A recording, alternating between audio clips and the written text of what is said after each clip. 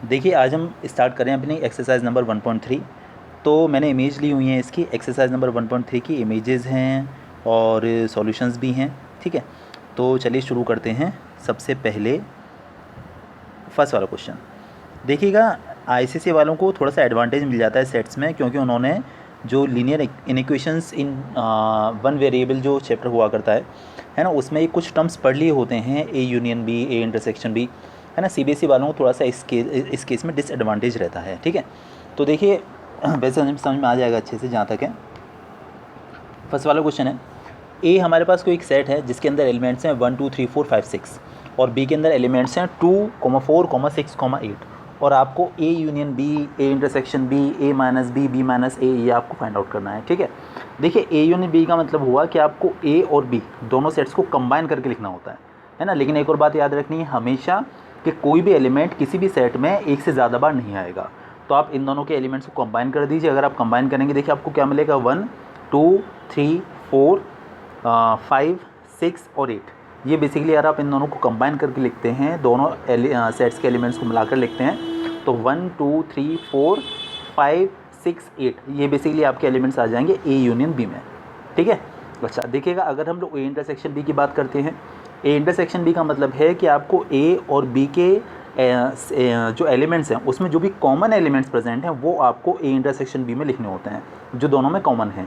देखिए कॉमन है, एक तो 2 है, एक 4 है और एक 6 है, तो ए इंटरसेक्शन बी में 2 4 6 आ जाएगा। ठीक है, अच्छा एक देखिए जो नेक्स्ट वन है that is A minus B.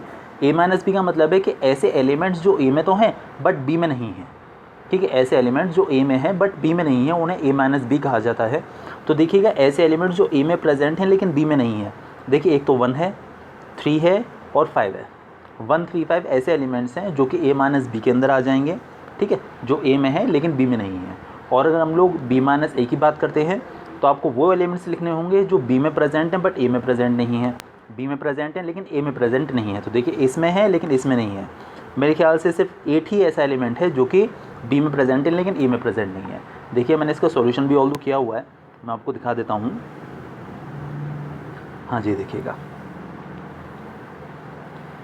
ये अपने पास ए था, ये बी था, जब हमने ए यूनियन बी निकाला तो 1 2 3 4 5 6 एंड 8 ए इंटरसेक्शन बी निकाला, मतलब दोनों के कॉमन एलिमेंट्स, इसे कहा जाता है यूनियन। यूनियन मतलब कि दोनों को कंबाइन करके लिखना होता है।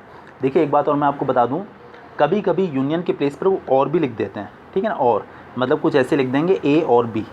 ठीक है, और जो इंटरसेक्शन होता है, मतलब ये जो इंटरसेक्शन का साइन है इसे कैप जैसा बना हुआ होता है, ये कप जैसा बना होता है, ये कैप जैसा बना होता है। तो जो कैप होती है मतलब कि जो इंटरसेक्शन होता है उसको वो एंड भी लिख सकते हैं, मतलब कि ए एंड बी। तो ए एंड बी भी अगर वो लिख के देते हैं आपको तो आपको समझ जाना है कि हमसे ए इंटरसेक्शन बी के बारे में बात कर रहे हैं। ठीक है, चलिए तो देखिए हमने ए इंटरसेक्शन बी निकाला, मतलब दोनों के कॉमन एलिमेंट्स। तो कॉमन एलिमेंट्स आपको मिले हैं 2 4 6। ए माइनस बी का मतलब हुआ ऐसे एलिमेंट्स जो ए में हैं लेकिन बी में नहीं हैं। तो देखिए एक तो 1 है, एक 3 है और एक 5 है। देखिए ये यहाँ पे लिखे हुए हैं जो कि ए माइनस बी में है। ठीक है, अगर बी माइनस ए की बात करें तो आपको वो एलिमेंट्स लिखने होंगे जो बी में हैं लेकिन ए में नहीं हैं, बी में है लेकिन ए में नहीं है, मतलब इसमें है लेकिन इसमें नहीं है। तो कौन कौन से एलिमेंट्स हैं, सिर्फ 8 ही ऐसा है। देखिए 2 इसमें है, इसमें भी है, 4 इसमें है, इसमें भी है, 6 इसमें है, इसमें भी है। तो मतलब आपको ये तीनों तो लिखने ही नहीं है, ऐसे एलिमेंट्स जो कि बी में है लेकिन ए में नहीं है। So that is only 8। तो इसका आंसर सिर्फ 8 निकल कर आ जाएगा। ठीक है, बस इतना सा काम था इस वाले क्वेश्चन में। इसके बाद हम लोग देखते हैं अपना अगला वाला क्वेश्चन जो कि है सेकंड वन। देखिएगा a is equal to x that x is a natural number and x 1 is lesser than x is lesser than और इक्वल टू 6। देखिएगा मैं क्वेश्चन आपको थोड़ा सा जूम करके दिखाता हूँ। हाँ जी, ये वाला।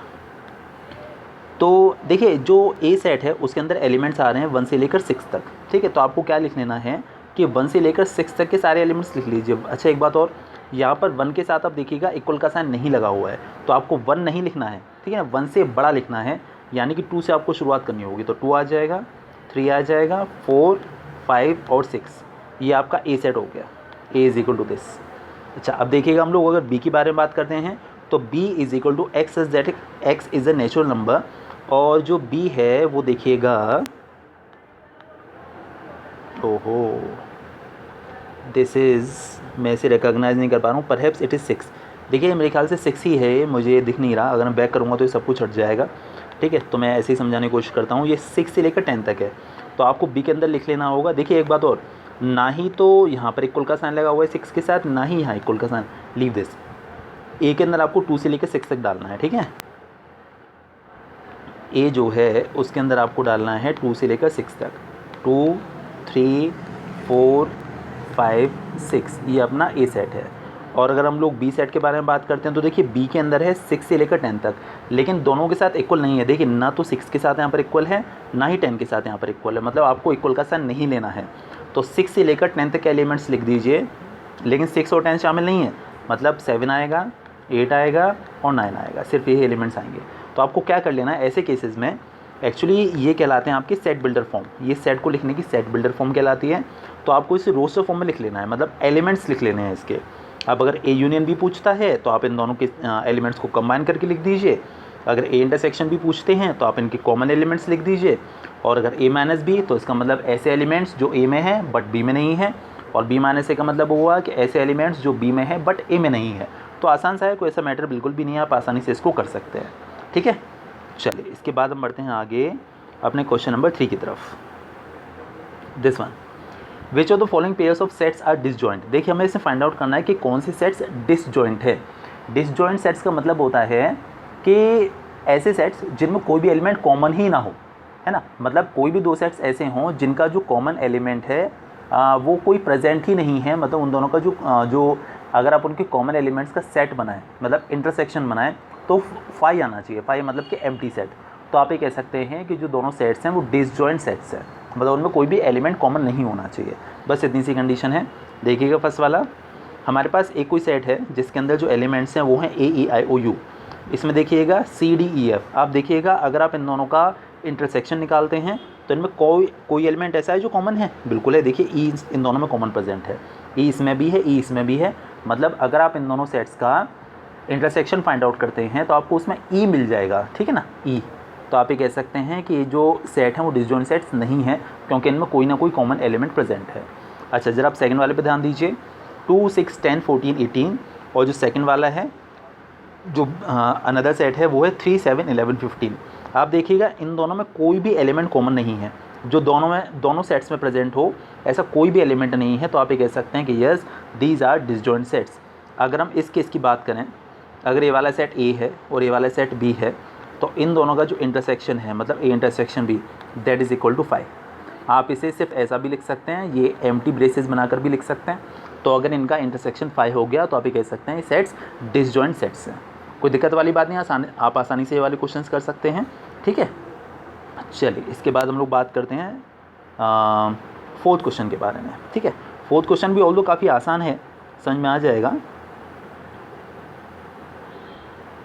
हाँ जी, देखिए उन्होंने हमको एक सेट दिया हुआ है जाय, ये जो सिंबल बना हुआ है जाय कहलाता है। ऐसा कुछ स्टाइलिश जैसा ई बना दिया जाता है इसको बनाने के लिए, दिस इज़ जाय। तो एक हमको एक सेट दिया हुआ है जैसे जाय से रिप्रेजेंट किया गया है, और इसके अंदर 1 2 3 4 5 6 7 8 एलिमेंट्स तक प्रेजेंट हैं। और ए कोई अनदर सेट है जिसमें 1 2 3 4 5 6 प्रेजेंट हैं, 1 2 3 5 6, और बी के अंदर हैं 2 3 4 7 8, इस तरीके से एलिमेंट्स इसके अंदर प्रेजेंट हैं। ठीक है, देखिए जो जाय है इसे यूनिवर्सल सेट कहा जाता है। यूनिवर्सल सेट का मतलब है कि ये जो दोनों सेट बनाए गए हैं इसी सेट को यूज़ करके बनाए गए हैं, मतलब इन दोनों सेट्स में जो ए है और जो बी है, इन दोनों में जितने भी एलिमेंट्स होंगे सब इसी के अंदर से लिए गए होंगे, इससे ज़्यादा कोई भी एलिमेंट इसमें नहीं लिया गया होगा। तो इस तरीके का जो सेट है उसे यूनिवर्सल सेट कहा जाता है, universal set. Generally universal set को जाय से रिप्रेजेंट किया जाता है, ठीक है ना, बट कभी कभी उसको कैपिटल यू से भी रिप्रेजेंट कर देते हैं। तो आप बिल्कुल भी कंफ्यूज नहीं होना कि ये जो कैपिटल यू है ये क्या है या जाय दे दिया हमने तो जाय पढ़ा था, ठीक है ना। तो इसे कंफ्यूज बिल्कुल मत होइएगा। चलिए हम लोग स्टार्ट करते हैं अपना अगला जो फोर्थ वाला क्वेश्चन है। इसमें हमको जाय दिया हुआ है, ए दिया हुआ है और बी दिया हुआ है। फर्स्ट पार्ट उन्होंने हमसे पूछा आपको ए यूनियन बी निकालना है, आपको निकालना आता है, आप इन दोनों सेट्स के एलिमेंट्स को कंबाइन करके लिख दीजिए। तो आप देख सकते हैं क्या क्या आएगा, इसमें मिलाकर लिखेंगे तो एक एलिमेंट सिर्फ एक बार, रिमेंबर दिस, ठीक है। 1 आएगा, 2 आएगा, 3 आएगा, 4 आएगा, 6 आएगा, 7 आएगा, 8 आएगा। अगर आप इन दोनों का यूनियन निकालेंगे तो आप इन दोनों के एलिमेंट्स को कंबाइन करके लिखेंगे तो 1 2 3 4 5 6 7 8 सारे एलिमेंट्स इसके अंदर आ गए, ठीक है। चलिए देखिए नेक्स्ट पार्ट है ए इंटरसेक्शन बी। मतलब आपको दोनों के कॉमन एलिमेंट्स निकालने हैं। आपको अच्छे से निकालना आता है कॉमन एलिमेंट्स क्या होते हैं, ठीक है, मतलब जो दोनों में प्रेजेंट हैं। तो कौन कौन से आ जाएंगे इसमें, 2 आएगा, देखिए 2 यहाँ भी है, 2 यहाँ भी है, 3 आ जाएगा, 3 यहाँ भी है, 3 यहाँ भी है, और तो मेरे ख्याल से कोई ऐसा एलिमेंट नहीं है। अगर हम लोग a माइनस बी की बात करते हैं तो आपको वो एलिमेंट्स लिखने हैं जो a में हैं पर b में नहीं है। तो a में है लेकिन b में नहीं है। तो देखिए एक तो 1 है और 5 है और 6, मतलब कि 1, 5 और 6, ये 3 एलिमेंट्स ऐसे हैं जो कि a में है बट b में नहीं है। इसी तरीके से आप b माइनस ए पता कर सकते हैं। अब देखिए जो थोड़ा अलग है वो है a इंटरसेक्शन b डैश। यहाँ पर एक्चुअली हमने b डैश के बारे में नहीं पढ़ा था कि b डैश होता क्या है। एक्चुअली देखिए जैसे हमारे पास कोई सेट है b और आप अगर b डैश के बारे में बात करते हैं तो b डैश को कहा जाता है b का कॉम्प्लीमेंट, ठीक है ना। b dash is said to be the complement of b। इसका मतलब क्या होता है b डैश का, कि आपको यूनिवर्सल सेट में से b को माइनस कर देना है तो आपको b डैश पता चल जाएगा। मतलब किसी भी सेट का अगर आप कॉम्प्लीमेंट मतलब कि डैश निकालते हैं तो आपको यूनिवर्सल सेट में से उस पर्टिकुलर सेट को माइनस कर देना है तो आपको उसका कॉम्प्लीमेंट यानी कि डैश पता चल जाएगा, ठीक है। तो देखिएगा अगर हम a इंटरसेक्शन b डैश निकालना चाहते हैं तो आपको पहले b डैश पता करना पड़ेगा, उसके बाद आप a का और b डैश का कॉमन पार्ट निकाल पाएंगे। तो देखिएगा मैंने क्वेश्चन किया हुआ है, हाँ जी, ये देखिए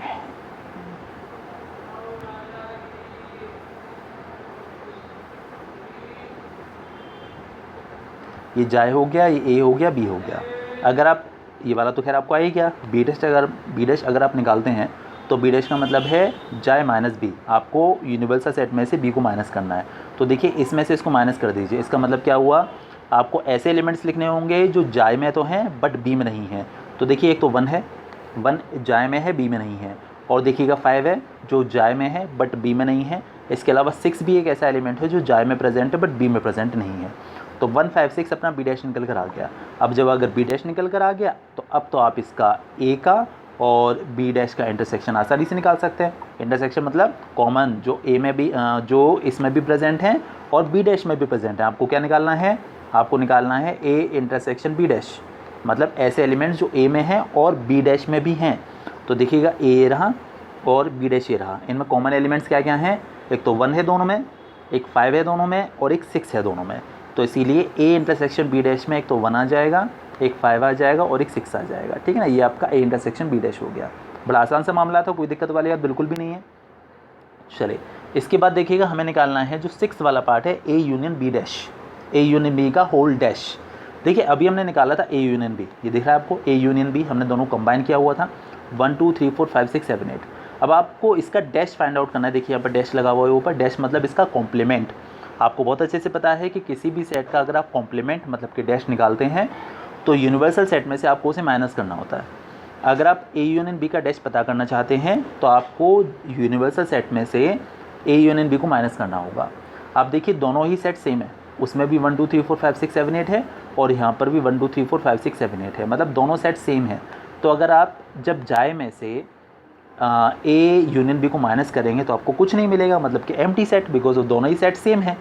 तो इसीलिए आप कह सकते हैं एम्प्टी सेट, या फिर आप इसे 5 से भी रिप्रेजेंट कर सकते हैं। आसान था, कोई दिक्कत वाली बात बिल्कुल भी नहीं है इसमें।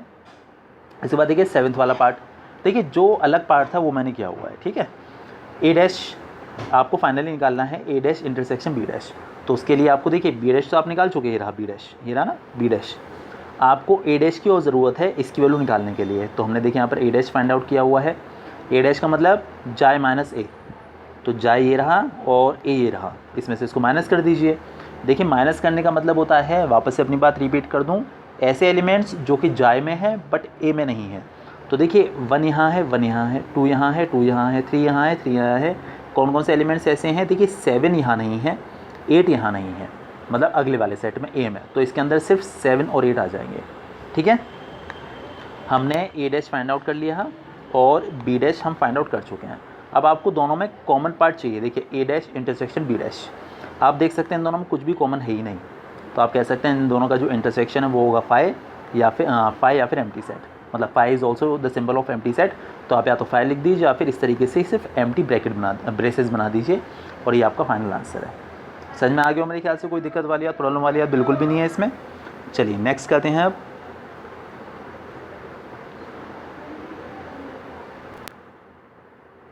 देखिए फिफ्थ वाला क्वेश्चन, ठीक है, उन्होंने हमको मेंशन किया हुआ है A and B are two sets. I am saying about the fifth question. A and B are two sets such that A is a subset of B. A is the subset of B. आपको याद होगा बहुत अच्छे से, exercise number शायद 1.2 में था ये।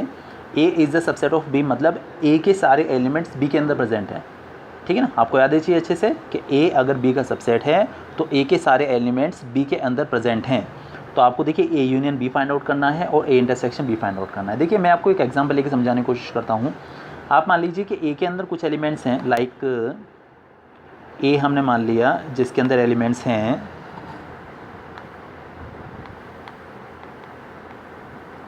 1 2 3 4, ये मान लिया, ठीक है।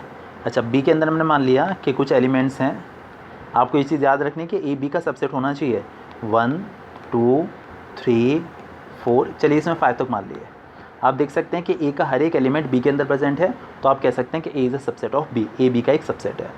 देखिए अगर आप इन दोनों का यूनियन निकालते हैं, मतलब आप दोनों को कंबाइन करके लिखते हैं, आप देखिए जब दोनों को कंबाइन करके लिखेंगे, मिलाकर लिखेंगे, तो आपको 1 2 3 4 5 मिलेगा, क्योंकि आप दोनों के दोनों सेट्स के एलिमेंट्स को कंबाइन करके लिख रहे हैं।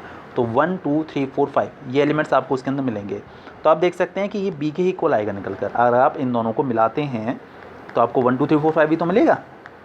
तो आप देख सकते हैं अच्छे से कि 1 2 3 4 5 जो थी वही तो वैल्यू हमने B की लेके चले थे। तो मतलब ये जो आपको सेट आएगा यूनियन करने के बाद वो आपका B के इक्वल आएगा, ठीक है। B के इक्वल ही तो आ गया निकल कर, क्योंकि A B का सबसेट है। अगर आप A इंटरसेक्शन भी निकालेंगे, A इंटरसेक्शन भी मतलब आपको A और B दोनों के कॉमन एलिमेंट्स लिखने हैं। आप देख सकते हैं जो आप दोनों के कॉमन एलिमेंट्स लिखेंगे तो आपको मिलेगा 1 2 3 4 जो दोनों में प्रेजेंट है, मतलब कि that will be equal to A only, यानी कि A इंटरसेक्शन B जो आएगा वो A के इक्वल आएगा, A यूनियन B जो आएगा वो B के इक्वल आएगा, ठीक है। बस इतना सा काम था इस क्वेश्चन में। इसके बाद जो अपना अगला क्वेश्चन है देखते हैं 6th वन।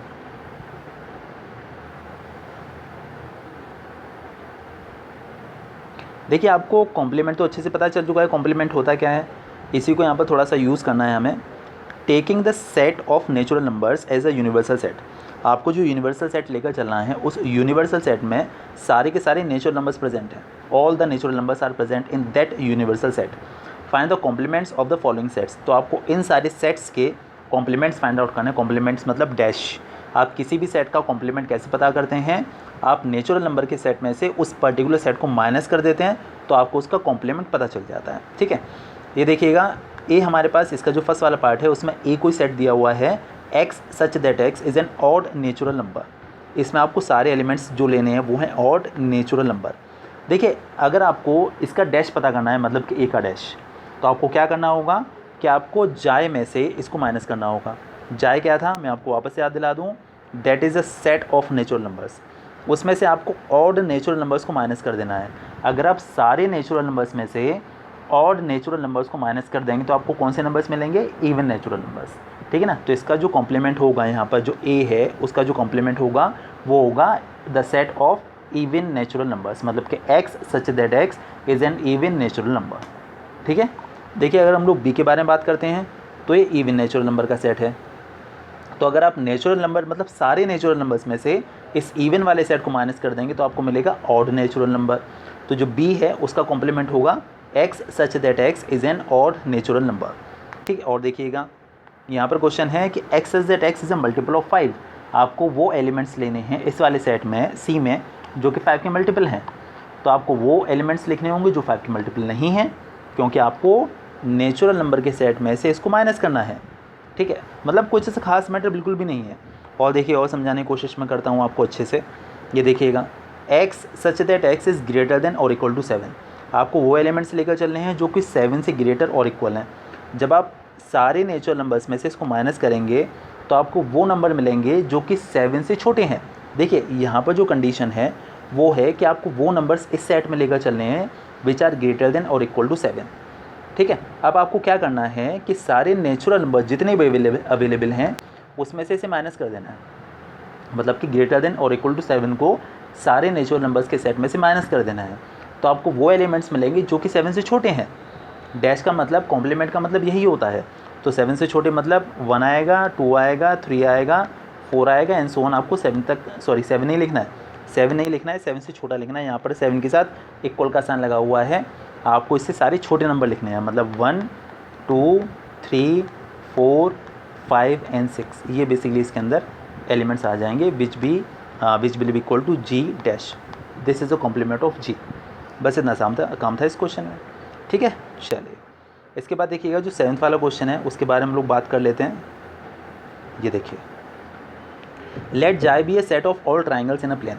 जाए जो है मतलब जो यूनिवर्सल सेट है वो उन सारे ट्राइंगल्स का एक सेट है जिनकी कंडीशन क्या है, in a plane with at least one angle different from 60 degree, जिसका कम से कम एक एंगल 60 डिग्री के डिफरेंस से है। मतलब ये कहने का कि आप ये कह सकते हैं कि एक पर्टिकुलर एंगल 60 डिग्री का नहीं है, ये कहना चाह रहे हैं कि एक पर्टिकुलर एंगल 60 डिग्री का नहीं है। तो आपको क्या करना होगा, आपको अगर इसका कॉम्प्लीमेंट पता करना है तो आपको जो यूनिवर्सल सेट है, मतलब कि सारे ट्राइंगल्स का जो सेट है जो उन्होंने हमको दिया हुआ है, जाए is a set of all triangles, तो उसमें से आपको इसे माइनस कर देना है इस पर्टिकुलर ट्राइंगल के काइंड को जिसमें जो कम से कम एक एंगल है वो 60 डिग्री का नहीं है। तो अगर आप सारे ट्राइंगल्स में से उसको माइनस कर देंगे तो आपको एक ऐसा ट्राइंगल मिलेगा, मतलब ऐसे ट्राइंगल्स मिलेंगे जिसका हर एक एंगल 60 डिग्री का है। देखिए यहाँ पर आपको वो ट्राइंगल दिया हुआ है जिसका एंगल कम से कम एक एंगल 60 डिग्री का नहीं है। तो अगर आप उसको हटा दें टोटल ट्राइंगल्स में से तो आपको वो ट्राइंगल्स मिलेंगे जिनका हर एक एंगल 60 डिग्री का है। ये कह रहे थे जिसका कम से कम एक एंगल 60 डिग्री का नहीं है। अगर आप सारे ट्राइंगल्स के सेट में से इसको हटा दीजिए तो आपको वो ट्राइंगल्स का सेट मिल जाएगा जिसका हर एक एंगल 60 डिग्री का है, मतलब कि इक्विलेटरल ट्राइंगल। तो इसका अगर आप डैश निकालेंगे ना कॉम्प्लीमेंट, इस वाले पर्टिकुलर सेट का कॉम्प्लीमेंट निकालेंगे जो भी इसमें सेट दिया हुआ है ट्राइंगल्स का, so that will be the set of all equilateral triangles. ठीक है, नो कन्फ्यूजन, आई थिंक समझ में आ गया होगा बहुत अच्छे से। चलिए इसके बाद हम लोग बात करते हैं 8th क्वेश्चन के बारे में। बहुत सारे क्वेश्चन एक्चुअली ओरली हो जाते हैं और बाकी मैंने सॉल्व किए हुए हैं, और जिस क्वेश्चन में रिक्वायरमेंट होगी इमेजेस दिखाने की मैं आपको दिखा दूंगा। चलिए मतलब सॉल्यूशन दिखाने की 8th वाला देखते हैं। From the adjoining Venn diagram determine the following sets. देखिए हमको एक वेन डायग्राम दिया हुआ है। वेन डायग्राम का मतलब क्या होता है कि जो भी हमको सेट्स दिए हुए हैं उन्हें आप पिक्टोरियल फॉर्म में रिप्रेजेंट कर देते हैं। ठीक है ना, आप पिक्चर की फॉर्म में उसको रिप्रेजेंट कर देते हैं, उसके सारे एलिमेंट्स को उसके अंदर लिख कर, तो उसे कहा जाता है वेन डायग्राम। तो देखिए हमको वेन डायग्राम दिया हुआ है, this is the Venn diagram.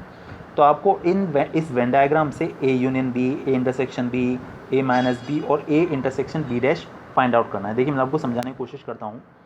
देखिए मान लीजिए कि हमारे पास ये कोई यूनिवर्सल सेट है, इसके अंदर हमने 2 सेट्स लिख दिए इस तरीके से। ठीक है, आपको बहुत अच्छे से पता है कि ए इंटरसेक्शन बी क्या होता है। ए इंटरसेक्शन बी मतलब जो दोनों में कॉमन पार्ट है।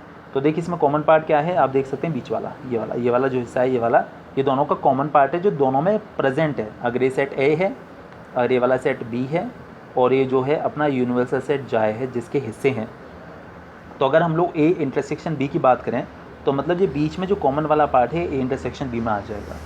ठीक है, अगर हम ए यूनियन बी की बात करें तो आपको ये पूरा कंबाइन करके लिखना होगा, ए और बी को पूरा कंबाइन करके लिखना होगा।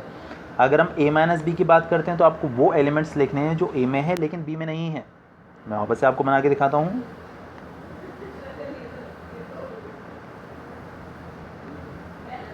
ऐसे एलिमेंट्स जो ए में हैं लेकिन बी में नहीं है। तो देखिएगा कौन से एलिमेंट्स, ये वाले, इतना हिस्सा सिर्फ ये वो पार्ट है जो एलिमेंट्स ए में है लेकिन बी में नहीं है। आप अच्छे से देख सकते हैं बी की बाउंड्री की बियॉन्ड है। देखिए बी की बाउंड्री यहाँ तक है, सिर्फ ये रही, ये बी की बाउंड्री है तो इसके बियॉन्ड है। मतलब ये जो है, जो मैंने डैश डैश डैश जो बनाया हुआ है, ये वो पार्ट है जो एलिमेंट्स ए में है लेकिन बी में नहीं है। देखिएगा और आगे ए इंटरसेक्शन बी डैश, ये तो आपको अच्छे से पता चल ही गया है कि ऐसे एलिमेंट्स जो कि यूनिवर्सल सेट में तो हैं बट ए इंटरसेक्शन बी में नहीं है, उन्हें कहा जाएगा ए इंटरसेक्शन बी का होल डैश, मतलब ए इंटरसेक्शन बी का कॉम्प्लीमेंट। तो देखिए आपके पास ये वेन डायग्राम है, इसकी हेल्प से हमें सारी चीज़ें निकालनी है। चलिए स्टार्ट करते हैं। पहले ए यूनियन बी, तो आपको ए और बी दोनों को मिला के लिखना होता है। तो देखिएगा ये ए है अपना, ये बी है, दोनों को मिलाकर, सारे एलिमेंट्स को मिलाकर देखिए 2 भी आएगा इसमें, 4 भी आएगा, 1 भी आएगा, 7 भी आएगा, मिला के लिख रहे हैं सबको, 8 भी आएगा, 3 भी आएगा और 0 भी आएगा। मतलब 0 1 2 3 4 7 8 ये सारे एलिमेंट्स ए यूनियन बी के अंदर आ जाएंगे। अगर हम ए इंटरसेक्शन बी की बात करते हैं तो ऐसे एलिमेंट्स जो दोनों में कॉमन है, तो देख कॉमन वाला पार्ट आपको अच्छे से पता है बीच वाला होता है, ये जो बीच में जो बना हुआ है ये वाला कॉमन वाला पार्ट कहलाता है।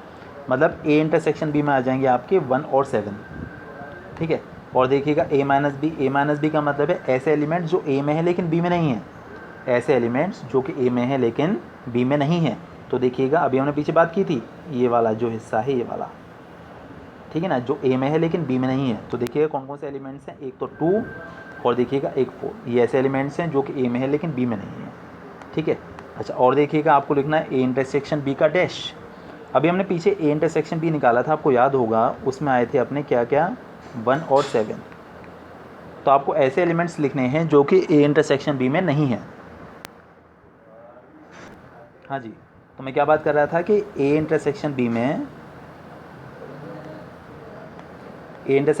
आपके 2 एलिमेंट्स आए थे, एक आया था 1, एक आया था 7। तो आपको वो सारे एलिमेंट्स लिख देने हैं इसके अंदर जो इसमें शामिल नहीं हैं। तो देखिए 1 7 को हटा दीजिए, 2 आएगा, 5 आएगा, 4 आएगा, 3 आएगा, 8 आएगा, 0 आएगा और 9 आ जाएगा। ये सारे एलिमेंट्स इसके अंदर आ जाएंगे, ठीक है। A intersection B whole dash, समझ में आ गया होगा मेरे ख्याल से बहुत अच्छे से आपको ये वाला। इसके बाद देखिएगा जो 9th वाला क्वेश्चन है वो भी वेन डायग्राम जैसा ही है, और अच्छे से समझाने के लिए मैंने इसका सॉल्यूशन किया हुआ है। तो मैं आपको ये दिखा देता हूँ 9th वाले का सॉल्यूशन, द 9th वन। हाँ जी, ये देखिएगा,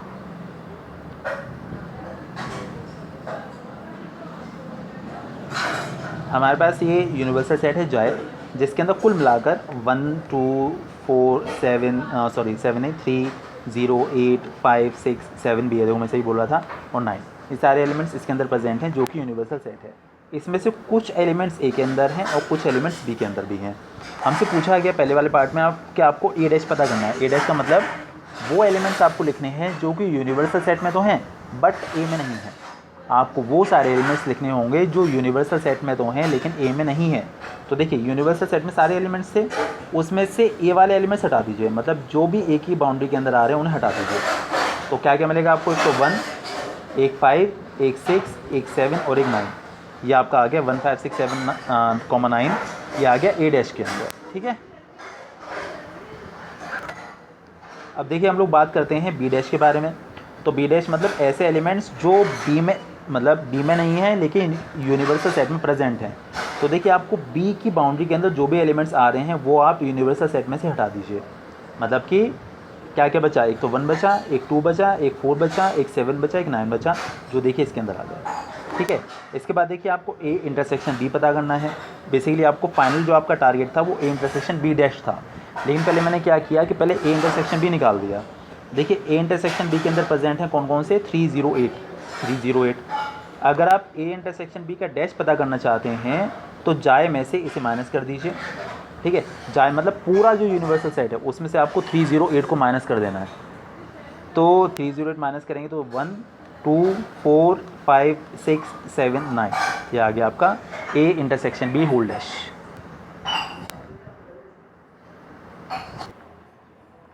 देखिए इसके बाद है अपना 10th वाला क्वेश्चन। ये उन्होंने हमको दिया हुआ है, what is represented by shaded region in each of the following Venn diagrams. आपको बताना है कि जितने भी वेन डायग्राम्स हैं इसमें ये क्या क्या रिप्रेजेंट कर रहे हैं। ये देखिएगा, मैं आपको समझाने की कोशिश करता हूँ बहुत अच्छे से। देखिएगा अगर हम पहले वाले पार्ट के बारे में बात करते हैं, इस वाले पार्ट के बारे में, ठीक है ना। देखिए ये जो अपना ये जो पूरा पोर्शन है, मतलब like this whole and this whole, ये आपका कहलाता है ए यूनियन बी। मतलब आपको ए और बी को कंबाइन करके लिख देना है, तो इसमें ए यूनियन बी कहलाता है। ए यूनियन बी मतलब ये वाला पूरा पार्ट और ये वाला पूरा पार्ट, ये ए यूनियन बी के अंदर आता है। मतलब ये वाला भी है, बीच वाला भी है, समवॉट लाइक दैट।